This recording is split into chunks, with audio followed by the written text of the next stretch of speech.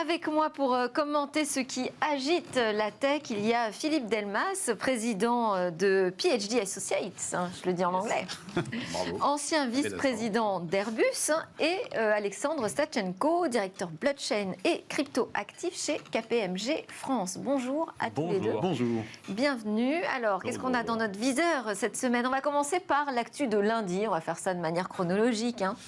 La capitalisation boursière spectaculaire, on peut dire, de Tesla, donc qui a dépassé les 1000 milliards, oui, les 1000 milliards de dollars. Absolument.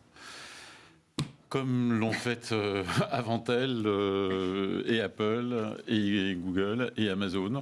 Donc vous avez effectivement le pari sur l'avenir et le constat du succès qui, dans le cas de Tesla, il y a encore 18 mois, n'était pas acquis.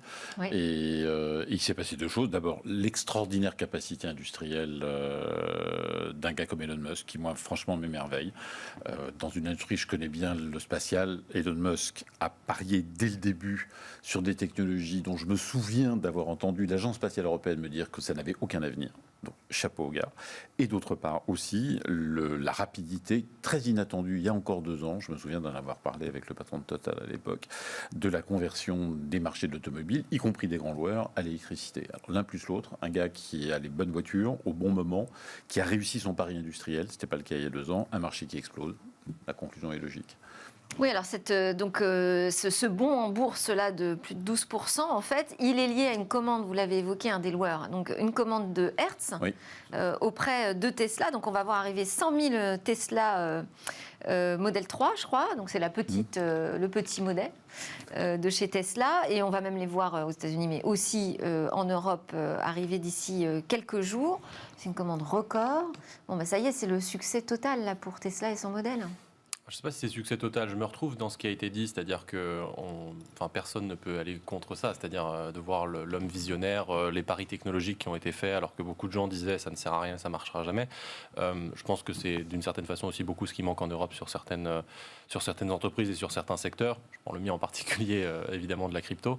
Mais ça ne doit pas masquer... Avec un Elon Musk qui s'est engagé très très vite sur la crypto d'ailleurs. Tout à fait, mais alors c'est devenu un running gag parce que c'est un peu comme la Chine, c'est-à-dire tous les 6 mois il interdit, il autorise, il interdit, autorise. Donc je pense qu'il ne faut plus trop prêter attention à ce qu'il dit sur les cryptos. En tout cas, pour le moment, on verra s'il prend une position vraiment définitive.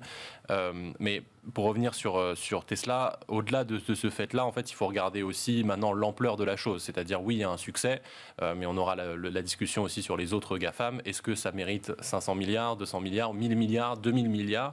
Et ça, en fait, les marchés sont complètement faussés aussi parce qu'il y a de l'argent gratuit et parce qu'il n'y a aucune rentabilité nulle part. Donc, on peut dire que Tesla a un succès qui est mérité. Est-ce que Tesla vaut 100 Renault? Là, pour le coup, je suis quand même beaucoup plus dubitatif parce que je pense que la relativité entre les deux me semble un peu démesurée. Et il faut garder ça en tête aussi. Il y a du succès qui, dans l'absolu, je pense, est largement au rendez-vous et mérité. Maintenant, est-ce que ça vaut la moitié du CAC 40? 12 fois General Motors, le plus gros constructeur c'est là que je suis plus dubitatif. Et Elon Musk, il se retrouve du jour au lendemain l'homme le plus riche du monde. Absolument. Et là encore, vous voyez quand même l'extraordinaire confiance que cet homme a en lui-même, parce que le deal qu'il avait fait avec ses actionnaires à l'origine pariait entièrement sur le fait qu'il allait réussir un pari qui, à l'époque, était une valorisation à plus de 300 milliards. Ce qui paraissait complètement dément, parce qu'au moment où il a fait ça, ça revenait à la multiplier par 5. Donc tout le monde s'est dit, ce gars mégalomane, comme toujours, ça va lui coûter cher, mais finalement, il est arrivé. Il y a quand même un point qu'il faut aussi soulever du point de vue industriel, c'est qu'il a un immense avantage, c'est que il ne fait que des voitures électriques, qui sont des voitures infiniment plus simples à produire que des voitures thermiques. Et tous ses concurrents. Petite complexité, c'est l'autonomie en termes de conduite. Ça, c'est l'opération, mais la fabrication de la voiture, la chaîne industrielle de fabrication de voitures électriques est beaucoup plus simple que celle de voitures thermiques. Première différence à son bénéfice. Et seconde différence à son bénéfice, c'est qu'il n'a pas de conversion. Les Renault, General Motors et autres, même les BMW, les Daimler, doivent changer de modèle industriel, changer la qualification de leur personnel, changer leur supply chain, décider, ce qui est un sujet très compliqué, de savoir ce qu'elles doivent faire en interne ou pas, parce qu'au fond, elles ne font pas les batteries, elles sous-traitent beaucoup d'éléments mobiles, donc qu'est-ce qui va rester aux constructeurs d'automobiles en propre? C'est une très grosse question. Tout problème que Elon Musk n'a pas. Eh oui, en tant que nouvel entrant, donc son modèle industriel est beaucoup mieux calé en tant que fabricant de voitures électriques. Et c'est aussi un élément valorisé. Mais moi, je suis assez de votre avis. combien survaloriser, mais regardez, sur les GAFAM, on avait trouvé ça totalement absurde pour la première fois, il y a 4 ans, Apple valait plus que tout le CAC 40, et ça n'a fait que se confirmer depuis. Alors ça ne reste pas absurde, mais...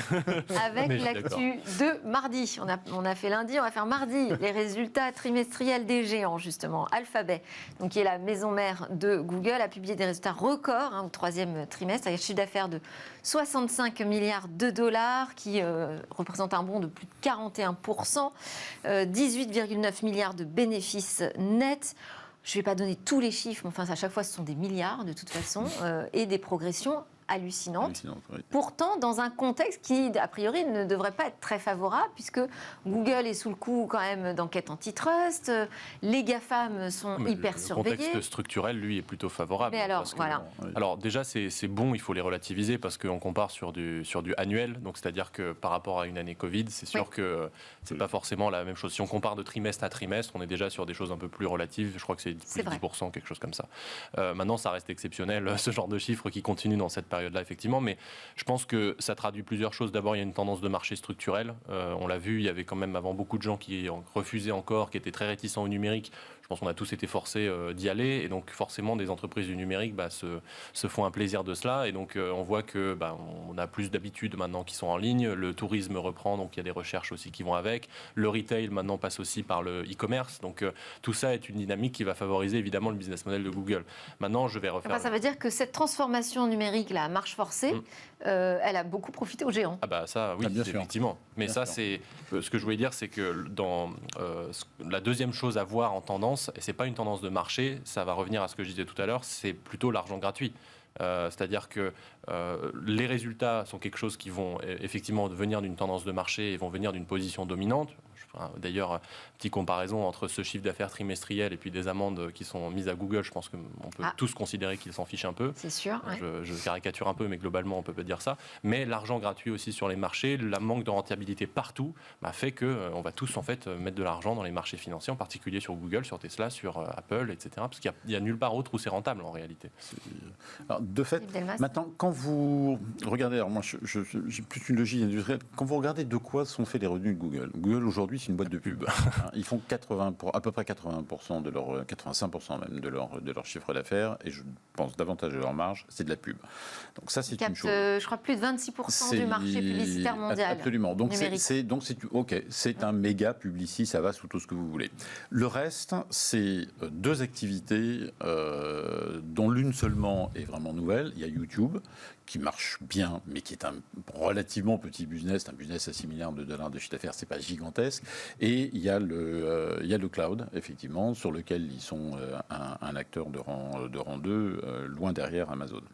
Ce qui me frappe beaucoup, c'est quand vous regardez l'immense quantité d'argent que Google aura investi depuis 10 ans dans des métiers de diversification, et notamment en rachetant des startups, ça ne produit aujourd'hui aucun chiffre d'affaires. Donc vous avez un vrai sujet là-dessus, qui est que en réalité, vous avez une boîte qui s'est admirablement positionnée sur un modèle vraiment très intelligent, qui profite effectivement du changement du monde. Les nouveaux métiers, les relais de croissance d'une boîte comme Google, aujourd'hui, pour moi, ne sont pas clairs du tout. Et la situation est pire pour Facebook. Alors sur le cloud, quand même, on a plus de 45% de hausse du chiffre d'affaires. Bien sûr, mais parce que la tendance, alors ça, je vous souhaite cette avis, la tendance à l'usage du cloud par toutes les boîtes, y compris les plus grandes, est massive. Mais c'est 10% du chiffre d'affaires de la pub, le cloud, chez eux, d'une part. Et d'autre part, encore une fois, la question, c'est les métiers futurs et les relais de croissance. Quand vous regardez tout l'argent investi, s'il n'y avait pas une rentabilité aussi exceptionnelle de la structure Alphabet à cause de la pub, les actionnaires seraient extrêmement perplexes sur le modèle économique de Google. Extrêmement. C'est intéressant. Mais d'ailleurs, Sundar Pichai, donc qui est le patron d'Alphabet, a quand même pu souligner qu'aujourd'hui, il comptait 50 millions d'abonnés payants sur YouTube. Alors, ça veut dire que peut-être on est à un début de nouveau business model. Absolument. Je pense que le modèle il est en train de faire le même parcours. Vous savez ça mieux que moi, que la presse a fait dans le monde entier, c'est-à-dire de se dire que finalement que le gratuit à un moment donné a des limites, et qu'il va falloir, c'est en gros le TGV Inouï et Ouigo, il va falloir quand même avoir un service de qualité plus grande. L'autre point important que vous soulignez, c'est que c'est vrai qu'on ne voit pas encore, sauf pour Facebook, dans les réactions des marchés de risques liés aux problèmes judiciaires qui viennent et qui vont être extrêmement sérieux. Alors, le cas de Facebook est très particulier parce qu'ils ont tellement déliré. Il y a maintenant tellement de fuites. La mobilisation, les sujets touchant Facebook, notamment les révélations sur Instagram et notamment vis-à-vis des jeunes filles, sont tellement lourdes moralement que je pense qu'effectivement Facebook, les marchés sont en train d'intégrer. D'ailleurs, vous avez vu, leurs résultats sont excellents et le cours a baissé. Donc les marchés sont en train d'intégrer que Facebook est une boîte qui va être transformée et on peut. J'ai un peu envie de dire finalement, Facebook prend beaucoup, et laisse peut-être passer les autres temporairement au travers. Temporairement. Mais vous avez des boîtes, alors moi c'est un truc qui me frappe, qui ont compris ça. Jeff Bezos, il a compris ça. Il y a une chose qui m'épate, vous regardez l'évolution des salaires chez Amazon. Aujourd'hui, aux États-Unis, vous êtes mieux payé, salaire horaire de débutant, chez Amazon, même dans un centre de tri, que si vous rentrez chez un constructeur automobile traditionnel. Ce qui n'était absolument pas le cas il y a 5 ans. Et un type comme Bezos a compris qu'un des éléments de crédibilité du modèle Amazon était, et c'est le seul des grands acteurs de la tech à l'avoir compris, comme par hasard, c'est pas un gars de la côte ouest, et il a un peu de mémoire, il a compris que l'image sociale, traduite par l'élément le plus simple, la rémunération d'Amazon, était critique. C'est vrai, mais il a eu aussi, il a fait face quand même à une grogne sociale importante aux États-Unis. On n'en parle pas beaucoup ici. Mais il a réagi intelligemment là-dessus, je trouve. Mais je pense que c'est aussi parce que c'est pas les mêmes sujets entre... Enfin, en fait, un Google ou un Amazon ou un Facebook ou un ce qu'on veut, ils sont tous dans une position qui est largement dominante. Mais le problème de Facebook, c'est qu'ils sont sur des sujets sociétaux. Et donc ça fait beaucoup plus réagir. On en parlait il y a très quelques grand semaines. Public, tout le monde comprend les dégâts. C'est audition au Congrès, c'est les choses comme ça. Google, encore une fois, je le disais tout à l'heure, c'est position dominante, c'est on évince les autres de place sur des moteurs de recherche, ce qui industriellement est peut-être même plus grave, mais qui en réalité fait beaucoup moins parler, alors qu'on devrait peut-être en parler. Donc je pense que les autres sont très contents que Facebook prenne la lumière sur ces sujets-là, parce que ça leur permet effectivement de pallier les problèmes sociaux à venir, de monter les salaires, d'essayer d'éteindre les incendies avant qu'ils émergent, mais ils sont bien contents que quelqu'un prenne la lumière à côté, parce que sinon, effectivement, il y aurait beaucoup de choses à dire sur les abus de position dominante de toutes ces boîtes-là. Bon, on a eu aussi des très bons résultats de côté de Microsoft, pas si mal non plus du côté de Twitter, et puis Facebook, même si tout ce qu'on raconte là en ce moment, on dit ils sont dans la tourmente, on l'a rappelé encore cette semaine, plus de 9 milliards de dollars de bénéfices au 3e trimestre, une progression de plus de 17% par rapport à l'année précédente, et au coude à coude avec Google finalement sur le marché publicitaire numérique. Oui, mais encore une fois, avec un modèle économique dont les sous-jacents ne sont pas les mêmes.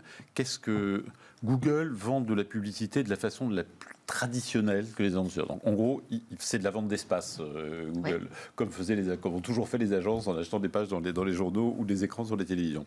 Facebook vend un service beaucoup plus sophistiqué qui, partant de la base de données, de connaissances, de pratiques de ses membres, et je vous rappelle que ce que vous mettez sur votre compte Facebook, si vous en avez un par erreur, appartient à Facebook juridiquement, et c'est l'analyse de ces milliards de données qui permet d'anticiper des comportements de consommation. Donc il vend un service beaucoup plus sophistiqué qui est moins l'écran de pub que l'analyse fine du marché ou des tendances du marché. Et ça, c'est un métier donc, qui repose énormément sur le fait qu'il dispose librement des données de ses clients. Or, c'est très précisément ce qui est en train d'être remis en cause aujourd'hui. Ça va bouger, en tout cas. Donc, son modèle est beaucoup plus à risque que celui de Google. On enchaîne avec les premières conclusions de l'expérimentation menée sur la blockchain par la Banque de France. Donc, c'est un test qui a duré 10 mois. Alors l'idée c'était de voir si on pouvait créer des opérations en utilisant la blockchain et si tout ça était bien sécurisé. Vous pouvez nous en dire plus sur cette expérimentation Oui et non. Oui, je sais. Alors, pas commenter les résultats. Je ne peux pas commenter ces résultats parce que KPMG est commissaire aux comptes de la Banque de France, donc je ne ferai pas de commentaires en particulier sur cette expérimentation. Maintenant, sur le sujet en général, c'est vrai que c'est un sujet qui a le vent en poupe ces derniers temps. Moi, j'ai pu m'exprimer dessus plusieurs fois. Je pense qu'on se trompe de combat. On essaye de s'approprier une technologie par des entités centralisées, alors que la technologie par essence est décentralisée et qu'elle tire sa valeur du fait qu'elle est décentralisée. Donc là, on est en train d'essayer de mettre des ronds dans des carrés pour essayer de faire en sorte que ça marche bien, mais ça marche bien tout en étant régulé. Mais là, c'est la technologie qui est mise à l'épreuve. C'est pour voir si finalement on peut réaliser des transactions achetées sur le marché de la dette de manière sécurisée. Cette dissociation entre la technologie et la crypto-monnaie est complètement artificielle. C'est-à-dire que la technologie blockchain sans la crypto-monnaie, c'est une technologie classique qui fait du registre distribué. Ça existe depuis des dizaines d'années. Parfois, c'est pas utile, parfois, c'est utile. Donc, c'est pour ça que je ne peux pas commenter la décision de la Banque de France, D'accord. parce que on a des expérimentations dans le cadre desquelles c'est utile. Et on a vu qu'il y a des expérimentations de blockchain privée qui donnent lieu à des optimisations par-ci, par-là.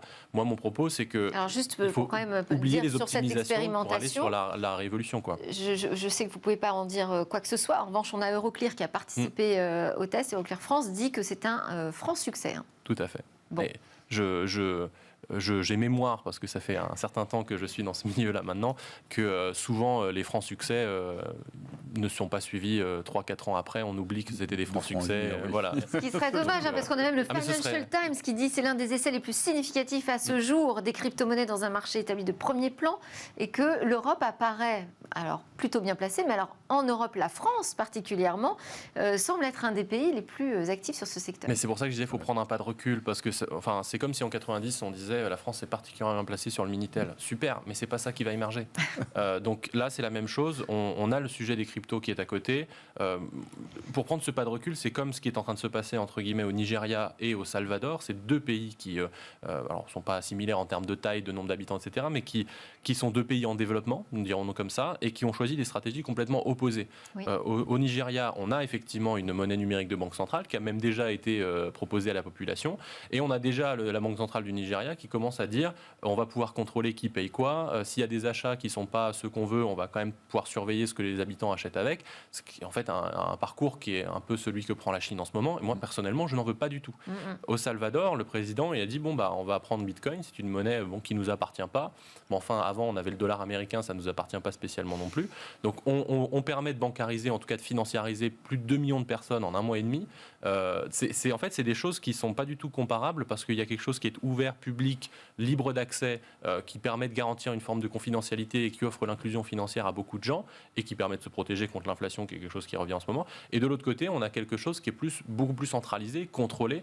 Alors ça ne veut pas dire qu'il ne faut pas moderniser la monnaie, parce que je pense qu'il faut le faire, mais c'est juste qu'il ne faut pas fermer ses œillères sur un seul sujet et dire vu que ça réussit là, on est vraiment en avance sur tout le reste. Ça, c'est pas vrai. Et je pense qu'il faut ouvrir les yeux sur ce qui se passe à côté et prendre conscience de cela.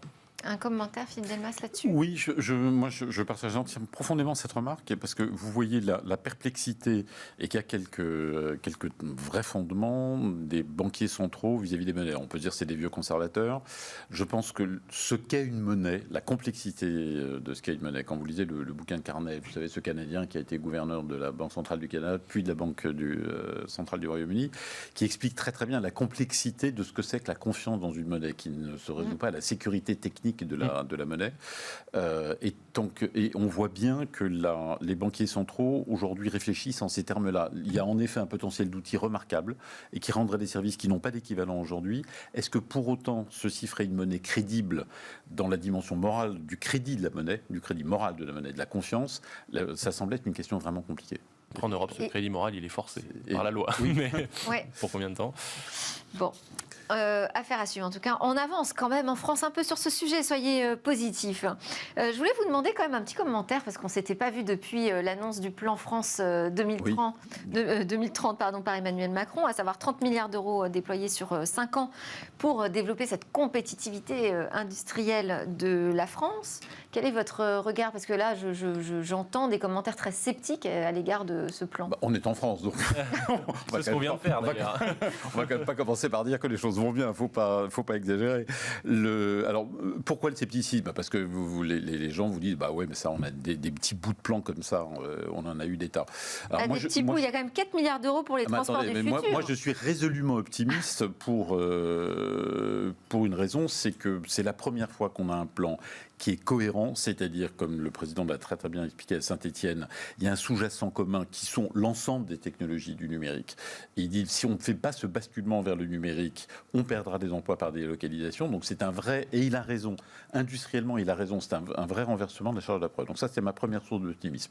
La seconde source d'optimisme, c'est j'ai eu la chance d'être, je vous raconte ça m'a énormément frappé. J'ai eu la chance, il y a 15 jours, d'être invité au séminaire interne d'un très grand fonds d'investissement. Il y avait là les principals de ce fonds venaient des 4 coins de la planète. Et j'entends chanter les louanges de la France comme Startup Nation. C'était entièrement privé.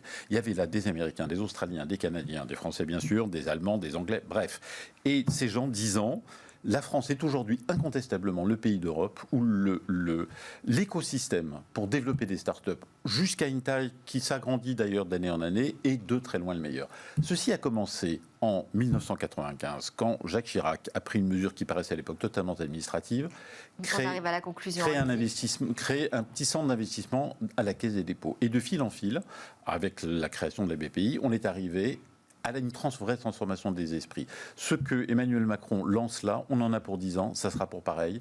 Mais si on est tenace, oui, on va vraiment changer notre tissu industriel. Eh ben alors, soyons tenaces. Il y avait un autre sujet au débrief aujourd'hui, c'était une autre grande fortune mondiale, Jeff Bezos, qui veut, à travers sa société Blue Origin, construire une station spatiale, une sorte de village spatial d'ici 2025-2030. Mais on en parlera donc demain dans le rendez-vous Espace de Smartech. Merci beaucoup à tous les deux, Alexandre Tchatchenko de KPMG France et Philippe Delmas de PhD Associates. On part en pause.